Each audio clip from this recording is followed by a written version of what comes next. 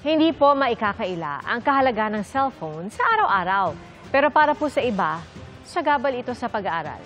Kaya ang tanong namin sa mga netizen, pagbabawal sa mga cellphone at gadget tuwing oras ng klase, yes or no? Ang kanilang sagot sa pagtutok ni Bernadette Reyes. Parte na sa pang-araw-araw na buhay ng isang tao ang paggamit ng cellphone. Bukod sa pagtawag, text at video call, libangan ang karamihan ng paggamit nito. Napapadali rin ang pag-order ng pagkain, pagpapadala ng pera at marami pang iba. Kahit sa pag-aaral nagagamit din ng mga estudyante ang cellphone. Pero may ibang nagsasabing distraction ito sa pag-aaral.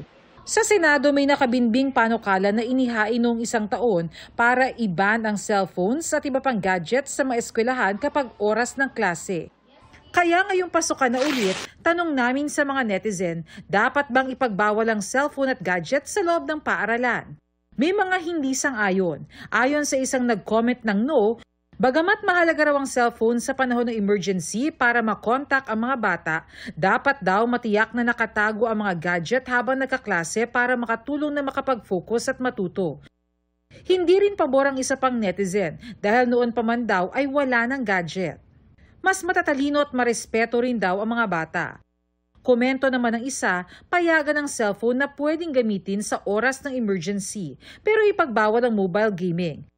Pabor naman ng isa para ma-modernize ang sistema ng edukasyon gamit ang teknolohiya at mas magkaroon ng access sa mga estudyante sa impormasyon at research sources. Suwestyon naman ng isa na magkaroon ng lockers para sa mga cellphone at iba pang gadget para hindi matukso ang mga estudyante na ilabas ang kanilang gadget sa klase.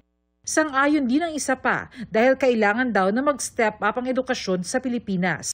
Patuloy po kayong sumali at i-share ang inyong saloobin sa iba't ibang issue sa 24 Oras Weekend. Para sa GMA Integrated News, Bernadette Reyes, nakatutok 24 Oras.